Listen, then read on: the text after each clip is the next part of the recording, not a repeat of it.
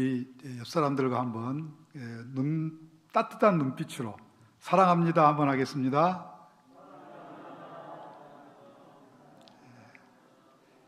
제가 지난번 이제 위임식 때도 참여해서 제가 경례사를 했는데, 오늘 우리 두 분 장로님들과 식사를 하면서 우리 김경덕 목사님을 너무나 칭찬하시는 거예요. 그러니까 제가 너무나 기분이 좋더라고요. 그래서 참 이렇게 목사님도 복이고 또 우리 성도들도 복이다.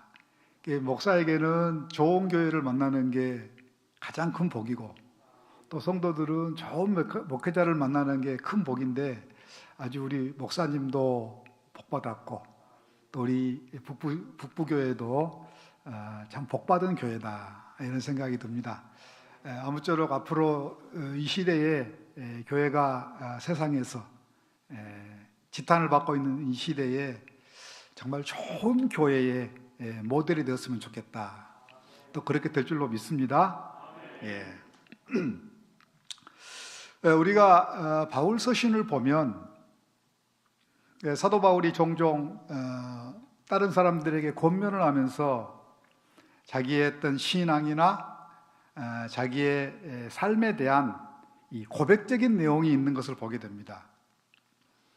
물론 그것은 사도 바울을 자신을 자랑하거나 또 자기 자신을 과시하기 위함이 아니고, 그런 자기의 신앙과 삶과 사역에 대한 고백이 상대방에게 필요하기 때문에, 또 자기가 권면하는 것을 더욱 효과적이고 설득력 있게 전하기 위해서 그렇게 사도 바울이 고백적인 내용을 그의 서신에 담고 있는 것입니다.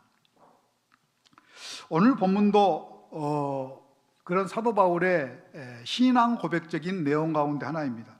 오늘 본문 바로 앞에를 보면 사도 바울은 왜 자기의 믿음의 아들인 디모데를 에베소 교회에 남겨두어서 목회 사역을 하도록 했는지 그 이유에 대해 설명을 하고 있고, 그 다음에 이제 오늘 본문 다음에 있는 18절을 보시면 아들 디모데야 하면서 이제 본격적으로 디모데에게 목회에 필요한 내용들을 권면하는 내용이 있는 것을 봅니다. 아마 사도 바울이 판단을 할 때 이런 자기의 이 사역에 대한 고백이 목회 사역을 하고 있는 디모데에게 필요하다고 생각하기 때문에 본격적인 권면을 하기 전에 자기의 어떤 사역에 대한 고백을 하고 있는 것이다, 이렇게 우리가 얼마든지 판단할 수가 있습니다.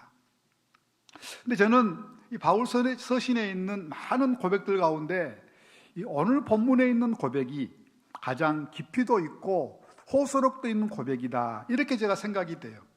그것은 아마 사도 바울이 이제 우리가 일반적으로 디모데 전서와 디모데 후서를 사도 바울이 가장 마지막에 쓴 서신이라고 우리가 평가를 하게 되는데, 수많은 긴 시간들을 거쳐서 사역하고 또 느끼고 경험이 축적된 다음에 고백하기 때문에 아마 그런 것이 아닌가, 이렇게 생각이 들어요. 그래서 이 인생의 마지막에 이르러서 이 사도 바울이 했던 이 고백을 보면서 하나님께서 오늘 헌신 예배를 드리는 우리 성도들에게 필요한 은혜를 주시기를 바랍니다. 오늘 본문 17절을 보시면 사도 바울이 이렇게 이야기를 합니다. 나를 능하게 하신 그리스도 예수 우리 주께 내가 감사함은 나를 충성되이 여겨 내게 직분을 맡기심이니, 그랬습니다. 사도 바울은 인생의 마지막에 이르러서 자기 자신에 대한 사역을 고백하게 되는데, 가장 먼저 하나님께서 나에게 이 직분을 맡겨주신 것 내가 감사한다, 그 감사의 고백을 가장 먼저 하고 있는 것을 볼 수가 있습니다. 사실 인간적인 면에서만 보면 하나님께 사도 바울을 불러서 직분을 맡겨주신 것 별로 감사할 조건이 아니었어요. 여러분, 사도 바울이 사역을 하면서 대접받고 칭찬받는 경우는 거의 없었습니다. 그의 사역 거의 모든 기간 동안에 사도 바울은 핍박을 받고 또 고난을 받고 또 여러 가지 많은 오해도 받고 그랬습니다. 그래서 고린도후서 11장을 보면 사도 바울이 그가 사역을 하면서 받았던 많은 고난들을 쭉 나열하고 있어요. 거기 보면 내가 40이 한 번 감암매를 내가 5번 맞았고 3번 태장으로 맞았고 한 번 돌에 맞았고 또 감옥에 갇힌 건 수도 없이 많이 했고 또 그 당시에는 배를 타고 가면서 이제 이동을 하면서 전도를 했는데 배가 3번이나 파송이 되어서 한 번은 내가 일주일 동안 무의식 가운데 있을 때도 있었다. 그렇게 고백합니다. 제가 그 가운데 아주 일부분만을 말했어요. 그러니까 사도 바울이 했던 자기 자신의 과거의 지위, 능력에 비추어 보면 결코 이거는 감사할 일이 아니었고 원망하고 하나님이 왜 나를 불렀을까? 하나님이 나를 부르지 않았으면 내가 편안하게 내 일생을 살 수가 있을 텐데 하나님이 나를 불러서 또 나에게 직분을 맡기셔서 나를 왜 이렇게 고생을 시켰을까? 그렇게 하는 것이 어떻게 보면 인지상정인 것 같아요.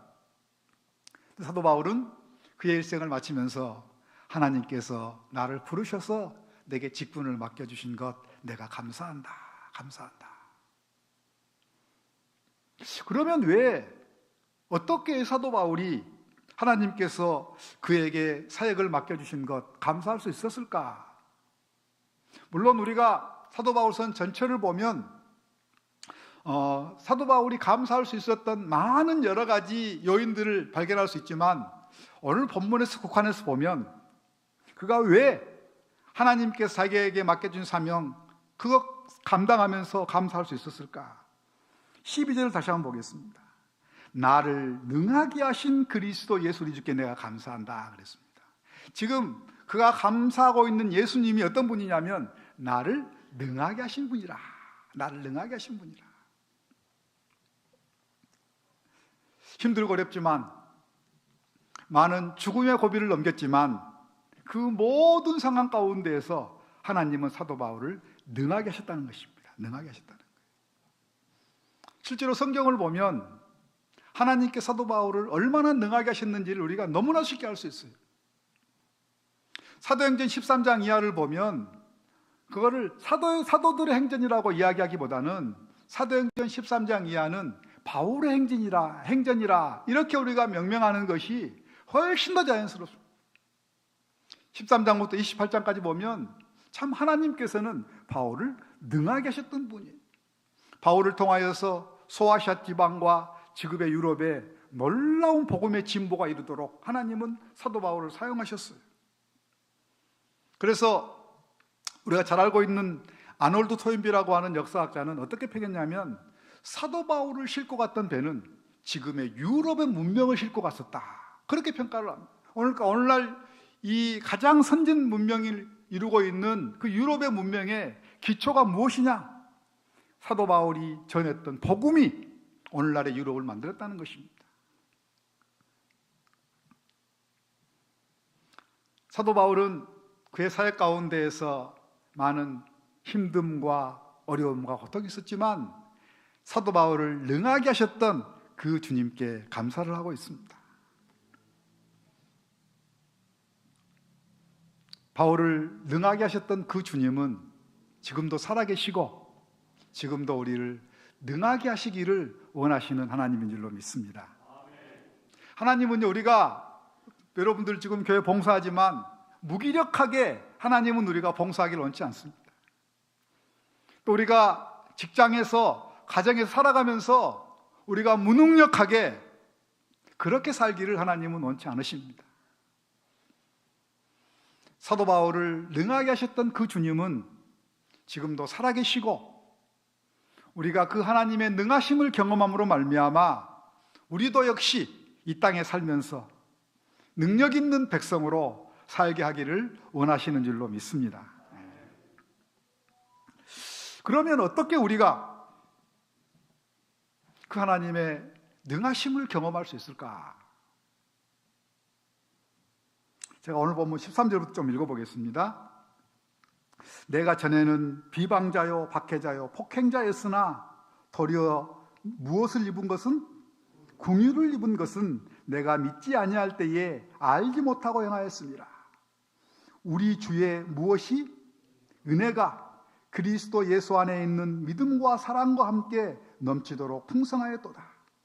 미쁘다 모든 사람이 받을 만한 이 말이여 그리스도 예수께서 죄인을 구원하시려고 세상에 임하셨다 하였도다. 죄인 중에 내가 개순이라.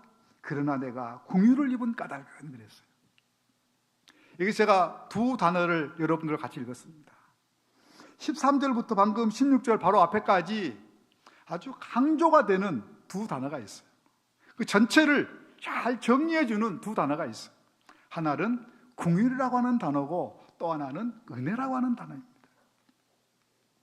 이 긍휼이라고 하는 이 단어는요, 이 헬라 말로 엘레오스라고 하는 말인데요, 우리말이 이 그 헬라 말의 의미를 충분하게 드러내지 못해요.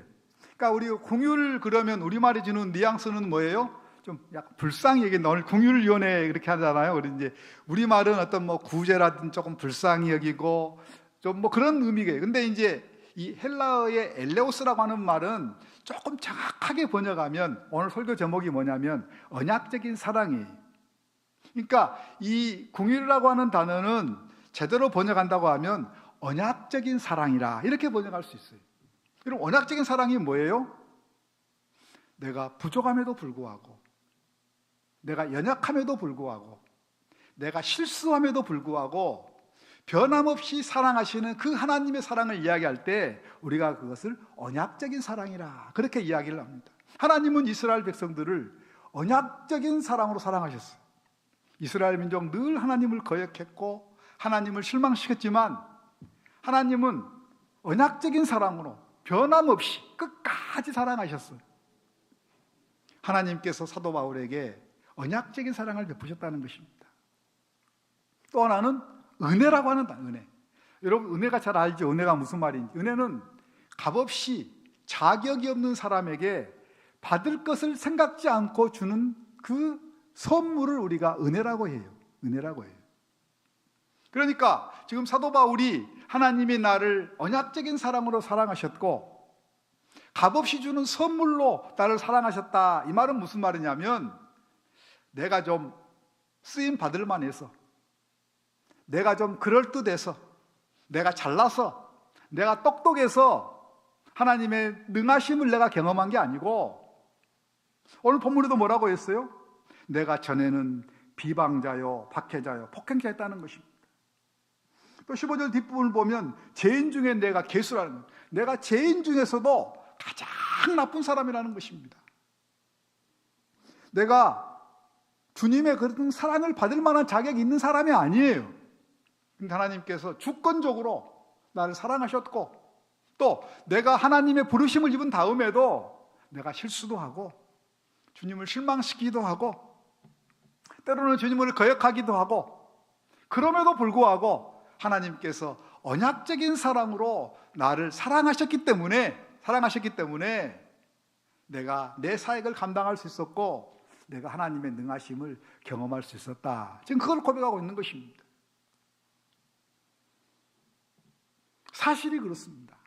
우리가 일반적으로 이제 우리 기독교 2000년 역사에서 하나님께서 가장 크게 쓰신 사람을 사도 바울이라고 이야기를 합니다. 그렇죠? 네, 거의 대부분이 그렇게 이야기를 해요. 근데 여러분 생각해 보세요. 사도 바울이 기독교 2000년 역사에서 가장 많이 배운 사람입니까? 사도 바울이 기독교 2000년 역사에서 가장 능력 있는 사람입니까? 사도 바울이 기독교 2000년 역사에서 인격적으로 가장 탁월한 사람입니까? 아니에요. 물론 사도 바울 똑똑한 사람이죠. 많이 배운 사람이죠. 그러나 사도 바울보다도 훨씬 더 많이 배우고 훨씬 더 똑똑하고 사도 바울보다 훨씬 인격적인 사람들 얼마든지 있는 것입니다. 그런데 왜 사도 바울이 기독교 2000년 역사에서 가장 하나님의 손에 귀하게 쓰였을까? 만약에 하나님의 이 언약적인 사랑과 은혜라고 하는 이 개념을 대입시키지 않으면 그 문제 해결할 수가 없는 것입니다. 해결할 수가 없는 거예요. 그래서 성경은 뭐라고 말씀하고 있죠? 고린도전서를 보면 하나님께 세상에 미련한 것들, 세상에 부족한 것들을 택해서 세상에 똑똑한 사람들, 지혜 있는 사람들, 능력 있다고 생각하는 사람들을 하나님께서는 부끄럽게 하신다. 그렇게 말씀하고 있어요. 그런 실제적인 예들이 성경에 또 우리 기독교 역사에 오늘 우리 주변에서 우리가 얼마든지 있는 것입니다. 제가 성경 인물 한 사람을 예를 들어 보겠습니다. 라합이라고 하는 사람이 있어요. 라합. 여러분, 라합은 남성이에요, 여성이에요? 여성이죠. 예수님 시대에도요, 여성들은 사람 숫자에 들어가지 않았습니다. 죄송하지만. 이스라엘 민족들 출애굽할 때도 여성들은, 그만큼 여성들은 무시당했던 거죠. 그 다음에 또 라합이라고 하는 그 여인은 유대인입니까? 이방인입니까? 이방인이에요. 여러분들, 유대인들은 이방인들을 다 좀 죄송하지만 개처럼 여겼다, 그렇게 개처럼. 사람 취급하지 않았어요. 그렇다고 해서 라합이라고 하는 여인의 인격이 고매했습니까? 흔히 성경에서 그를 뭐라고 이야기합니까? 앞에 붙는 수식어가 있죠. 기생 라합이라고. 그러니까 이 삶 자체도 그렇게 그렇게 존경받을 만한 삶이 아니었어요. 그런데 하나님께서 가나안 민족들 가운데 그 여인을 택해서 예수님을 통해서 구원의 역사가 이루어지는 한 통로로 이 라합이라고 하는 여인을 사용하셨어요. 어떻게 우리가 이걸 해석할 수가 있어요? 여러분, 예수님 12제자 보세요. 예수님이 12제자를 통하여서 오늘날 복음이 우리에게까지 온 거죠. 복음의 기초를 그들을 통하여서 세워지게 된 거예요. 그런데 여러분 보세요. 예수님 12제자 가운데 세상에서 내놓을 만한 사람이 있었나요? 없었어요.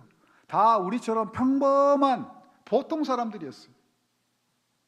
예수님께서 그 사람들을 부르셨어요. 그리고 그들에게 능력을 주셔서 그들을 통하여서 놀라운 복음의 진보가 나타나도록 하셨어요. 오늘날 우리 주변에도 마찬가지. 저는 이제 목사이기 때문에 저희 친구들도 그렇고 동기들도 그렇고 주변에서 다 목사를 많이 봅니다.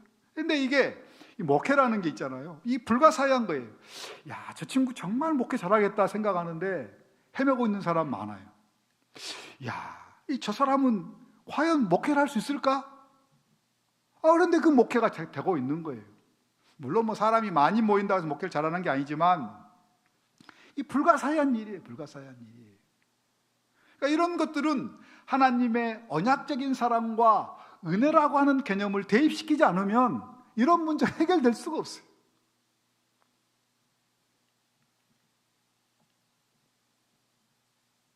여러분, 혹시 우리 가운데 요즘 수저 이야기 많이 하잖아요.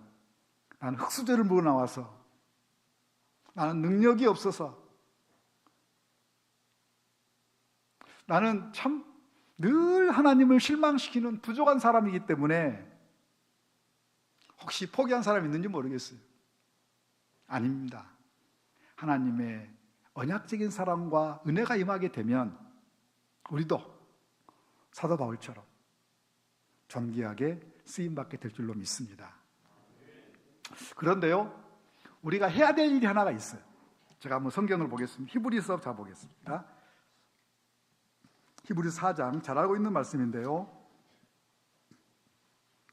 히브리서 4장 16절 한번 보겠습니다. 우리 다 같이 한번 읽어보도록 할까요? 4장 16절 시작. 그러므로 우리는 긍휼하심을 받고 때를 따라 돕는 은혜를 얻기 위하여 은혜의 보좌 앞에 담대히 나아갈 것이니라. 아멘. 여기에도 보니까 긍휼이라고 하는 단어가 나오고 또 은혜라고 하는 단어가 나와요. 헬라말로 똑같아요. 우리가 긍휼하심을 받고 때를 따라 돕는 은혜를 얻기 위해서 우리가 해야 될 일이 있어요. 그게 뭐냐면 은혜의 보좌 앞에 담대히 나아가는 것이에요. 하나님은 우리에게 다양한 은혜의 방편들을 주셨어요. 이렇게 예배드리는 것, 은혜의 방편 가운데 하나예요. 우리가 기도하는 것, 은혜의 방편 가운데 하나예요. 하나님의 말씀을 읽는 것, 이것도 은혜의 방편 가운데 하나예요. 이렇게 우리가 긍휼을 베푸는 것, 우리가 우리말로 다른 사람의 선을 베푸는 것, 이것도 은혜의 방편 가운데 하나예요. 그러니까 돈이 없어서 힘들어하는 학생들에게 우리가 물질적인 후원을 하는 것, 이것도 역시 마찬가지로 은혜의 방편 가운데 하나예요. 그러니까 우리가 하나님의 언약적인 사랑과 긍휼을 경험하기 위해서 하나님은 우리에게 다양한 은혜의 방편들을 주셨어요. 그런데 우리가 해야 될 일이 뭐냐면 그 은혜의 방편들을 가지고 담대히 나아갈 것이니라. 이 담대히라고 하는 말이 제가 좀 의미가 궁금해가지고 제가 언어 사전을 한번 찾아봤어요. 여러 가지가 의미가 있는데 저에게 딱 두 가지가 들어왔어요. 하나는 뭐냐면 담대히라고 하는 말에 어떤 의미가 있냐면 있는 모습 그대로, 이런 말이 있더라고요. 우리가 있는 모습 그대로. 또 하나는 용감하게, 그런 뜻 의미가 있어요. 조금 더 우리말스럽게 그 말을 해보면 뻔뻔하게.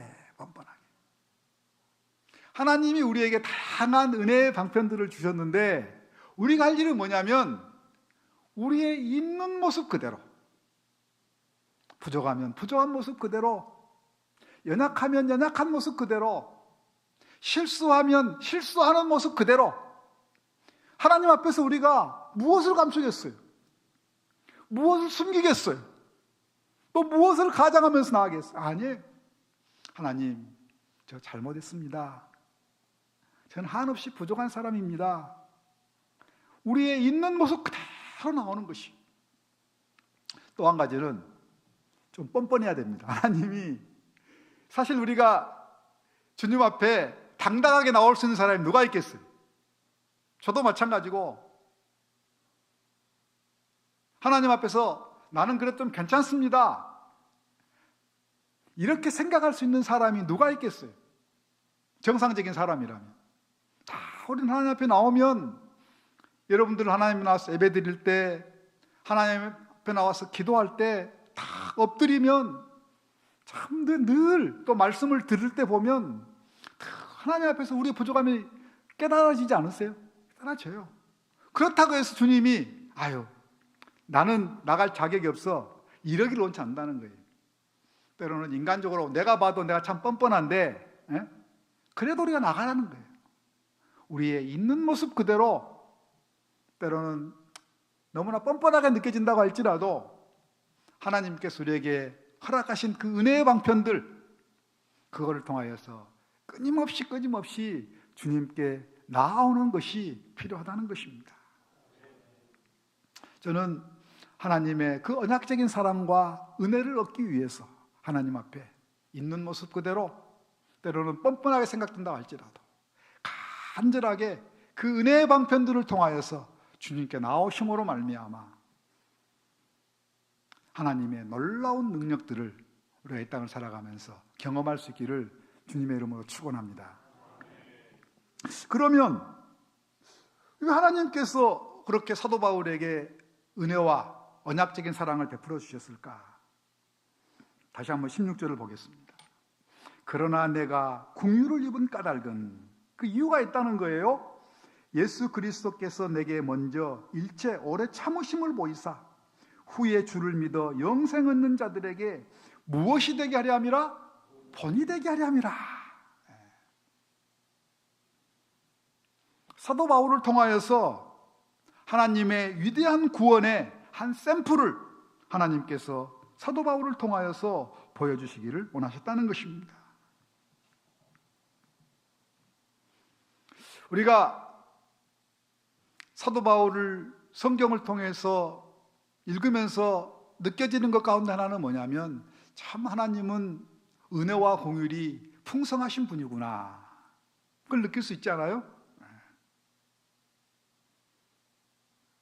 하나님은 우리가 하나님의 놀라운 언약적인 사랑과 은혜를 경험함으로 말미암아 우리를 통하여서 하나님의 위대한 구원의 진리에, 하나님의 위대하심과 하나님의 크심과 하나님의 높으심과 하나님의 사랑의 풍성하심을 하나님은 우리를 통하여서 보여주시기를 원하신다는 것입니다.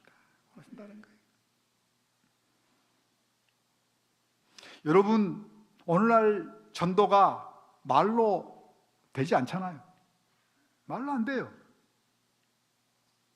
우리의 자녀 교육들이 말로 됩니까?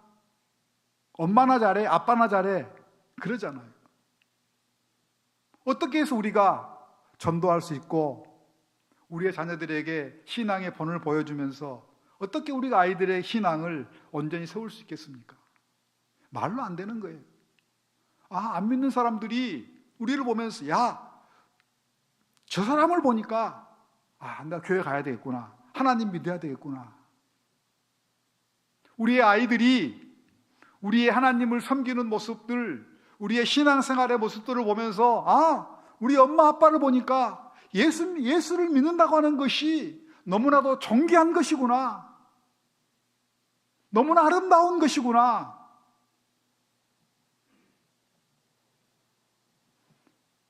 이렇게 하나님은 고백하기를 원하신다는 것입니다. 여러분들 그런 기도를 드리세요. 저는 참 이런 기도는 저도 늘 드리는 기도인데 참 하나님이 기뻐하신다고 생각이 드는데, 제가 아까도 처음에 여러분들이 했어요. 참 이 시대에 참 교회가 많은 손가락질을 받는 이 시대에 참 수원 북부교회는 이 시대에 좋은 모델 교회가 되었으면 좋겠다. 하나님, 우리 교회는 이 시대에 위대한 구원의 진리의 한 본이 될 수 있도록, 저 교회 가니까 정말 서로 사랑하는구나, 하나님의 사랑이 뜨겁구나, 성도들의 사랑이 뜨겁구나, 열심히 주님을 섬기고 있구나, 제대로 이 지역사회에 대한 사명을 잘 감당하고 있구나. 제가 알고 있는 어떤 교회, 그 교회 제가 협동 목사를 했는 교회인데요, 그 교회는 그 교회 이제 슈퍼라든지 그 동네 그 사람들이 예수 안 믿어요. 그런데 사람들이 오면 당신 예수 믿으면 바로 저 교회 가세요. 저 교회. 안 믿는 사람들이 이 교회로 이렇게 인도하는 사람들이 굉장히 많다 그래요. 많다 그래요. 교회가 그 지역 사회에 좋은 본이 되는 거예요. 좋은 본이 되는 거예요. 하나님, 우리 가정이 이 시대에 많은 가정 가운데에서 위대한 구원의 진리를 보여줄 수 있는, 하나님의 크고 높으신 그 능력을 보여줄 수 있는 그런 가정이 되게 해주십시오. 그런 가정이 되게 해주십시오. 하나님, 제가 제 친구들 사이에서, 제가 직장 생활하는 가운데에서,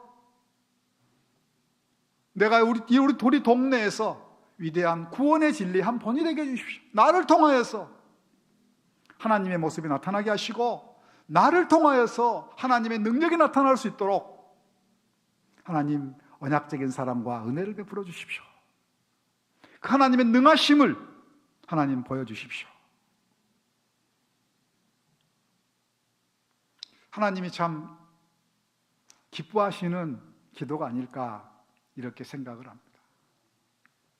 하나님은 사도 바울을 통하여서 그냥 사도 바울이 말로만 하는 것이 아니라 사도 바울을 통하여서 이대한 구원의 진리의 한 모델이 되기를 하나님께서는 원하셨기 때문에 하나님께서는 사도 바울에게 그런 놀라운 언약적인 사랑과 은혜를 베풀어 주셨다는 것입니다.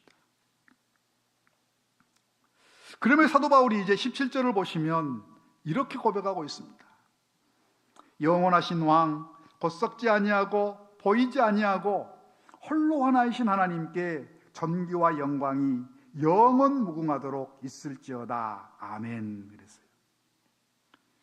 여러분들 뭔 말지어다 하는 게 되게 이제 우리가 축도할 때 많이 사용하잖아요. 근데 이 찌어다는 말의 의미는 뭐냐면 가장 간절한 자기의 소원을 나타낼 쓰는 표현이에요. 그러니까 이스라엘 백성들이 하나님 앞에 가장 간절하게 기도할 때 썼던 표현이 뭐냐면 찌어다이고, 가장 간절한 모션은 손을 드는 거예요. 그러니까 손을 들면서 목사님들이 축도하는 것은 가장 그 하나님 성부, 성자, 성령의 은혜와 복이 여러분들에게 임하기를 가장 간절하게 하나님 앞에 구하는 것이 바로 축도거든요. 그래서 사도 바울이 편지를 시작할 때나 편지를 마칠 때 되게 원말 찌어다 이렇게 이야기해요. 단순하게 사도 바울이 형식적으로 그냥 그렇게 되었으면 좋겠다 이런 정도가 아니고, 정말로 하나님께서 나에게 베푸신 은혜와 사랑이 있는데 그 하나님의 은혜와 사랑이 사도 바울이 편지했던 그 교회 성도들에게도 가장 간절하게 임하기를 바란다, 이런 의미예요. 그런데 오늘 본문에 보면 참 예외적인 거예요. 사실 여러분들이 사도 바울 서신 쭉 보면 편지 중간에 뭔 말 찌어다 이런 표현은 거의 없어요. 그런데 여기서 보니까 지금 사도 바울이 못말지어다. 가장 간절하게 지금 사도 바울이 바라는 것이 무엇인지를 지금 사도 바울이 자기의 사역적인 고백을 마치는 과정 가운데 지금 쓰고 있어요. 뭘 바랬습니까? 영원하신 왕, 곧 썩지 아니하고 보이지 아니하고 홀로 하나이신 하나님께 존귀와 영광이 영원 무궁하도록, 그냥 형식적으로 하나님께 존귀와 영광이 있어지기를 그냥 형식적으로 이야기하는 게 아니고 자기의 어떤 지나간 과거들을 생각하면서 가장 간절한 마음으로 그렇게 되기를 원한다, 그렇게 되기를 소원한다. 지금 이 고백을 사도 바울이 하고 있는 것입니다. 실제로 사도 바울은 그렇게 했어요. 내가 사람에게 평가받는 것 나에게는 아무런 의미가 없다 그랬습니다. 예루살렘을 올라가면서 환난과 핍박이 나를 기다린다고 하시나 하나님께서 나에게 맡겨진 그 사명을 감당하는 일을 마치려 하면은 나의 생명도 조금 더 귀한 것으로 여기지 않는다. 내가 뭐 어떻게 평가받는 것, 내가 얼마나 잘 먹고 잘 사는 것, 사람에게 인정받는 것, 사도 바울에게 그것은 중요하지 않았어요. 그것에 별로 관심이 있지 않았어요. 어떻게 하면 홀로 하나신 하나님께 존귀와 영광이 돌려줄 수 있을까? 돌려줄 수 있을까?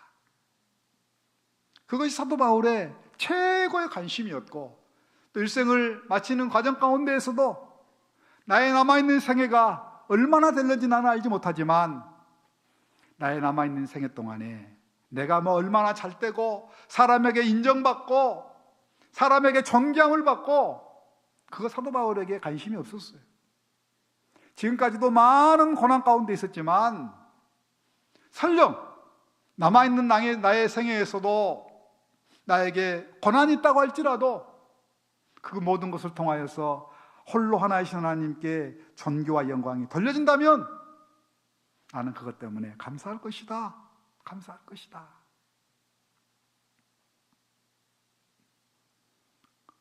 여러분들 그 몇 년 전에 굉장히 요즘에도 이제 뭐 그런 책들이 뭐 죽기 전에 후회하는 몇 가지 뭐 그런 책들이 꽤 많이 나왔어요. 한참 뭐 몇 년 전에는 굉장히 잘 팔리는 책들 가운데 하나 있는데, 저도 이제 뭐 그렇게 임종을 제가 많이 지켜보지는 않았지만 저도 이제 목사이기 때문에 종종 하나님께서 뭐 일찍 병으로 부르신 사람들을 제가 신방 가기도 하고, 또 이제 뭐 나이가 연로하신 분들을 또 이제 얼마 생명이 남지 않는 그런 분들을 제가 가서 기도하기도 하고, 그런데 제가 그런 분들을 보면서 거의 대부분이 다 이 땅을 떠나면서 후회를 많이 하시더라고요. 젊었을 때 하나님 부르신 분들은 하나님이 나에게 한 번만 더 기회를 주신다면 나는 그렇게 살지 않을 텐데, 이렇게 고백하는 분들도 있고, 나이 많으신 분들도 내가 왜 그때 그렇게 내 젊은 날에 내 청춘 사랑 가운데에서 내가 왜 그때 하나님 견신하지 못하고 내 인간적인 것에 집착하고 살았는지 모르겠다, 후회하시는 분들이 참 많더라고요. 그래서 제가 언제부턴가 하나님 앞에 새벽마다 일어나가지고 기도하는 기도의 제목 가운데 하나가 뭐냐면, 하나님, 제가 주님 앞에 섰을 때 후회하지 않고 하나님 부끄럽지 않게 해주십시오. 제가 그 기도를 늘 드려요. 그래서 어떤 것을 결정하고 어떤 것을 행할 때 제가 늘 그것을 기억하면서 행동하고 또 결정하고 그러려고 합니다. 여러분들 다 아마 인생에 이제 막바지로 가는 과정 가운데에서 다들 그런 소원이 있을 거예요. 제가 지난주에도 어떤 교회 가서 설교했는데 거기 부장 장로님이 그러더라고요. 나도 이제 나이가 내일 모레 60인데 남아있는 생을 어떻게 하면 조금 더 보람되게 보낼 수 있을까? 그러면서 저에게 여러 가지 이제 이야기를 하더라고요. 여러분, 어떻게 하면 우리가 언젠가는 이 땅을 떠나야 되잖아요. 우리가 가진 거 다 내려놓고 언젠가는 이 땅을 떠나야 되는데, 여러분, 우리는 한 사람도 예외 없이 이 땅을 떠나야 하고, 또 한 사람도 예외 없이 우리가 이 땅을 떠나는 즉시 주님 앞에 서야 합니다. 예수 믿는 사람은 그동안에 내가 살았던 삶의 모든 것들을 다 주님 앞에 내어놓고 주님 앞에 평가받을 것입니다. 여러분, 어떻게 평가받고 싶습니까? 주님 앞에서 부끄럽지 않고 후회하지 않고 주님이 인정하시는 그런 삶 살기 원하지 않으세요? 그러려면 우리 어떻게 살아야 될까? 오늘 사도 바울처럼 홀로 하나이신 하나님께 존귀와 영광이 영원토록 있어지기를 진정으로 바라는 그런 삶의 자세와 목표와 각오가 있을 때 우리는 주님 앞에 섰을 때 주님께서 칭찬하시는 삶, 후회함이 없고 부끄럽지 않는 삶을 살게 될 줄로 믿습니다. 오늘 제가 이 공휴일위원회, 장학위원회 이렇게 왔는데 앞으로 더욱더 공휴일이 풍성한 교회가 되기를 바라고 이 시대의 이 지역사회와 한국교회 전체에 많은 도움이 되는, 그래서 많은 인재를 세워가는 그런 복된 교회가 되기를, 그래서 하나님께 영광과 찬송을 돌리기를 주님의 이름으로 축복합니다. 기도하겠습니다. 하나님 아버지, 같이 말씀을 나누었습니다. 이 말씀이 우리의 삶에 지침이 되게 하시고 이 말씀이 우리의 삶의 등불이 될 수 있도록 은혜를 베풀어 주옵소서. 예수님의 이름으로 기도하옵나이다. 아멘.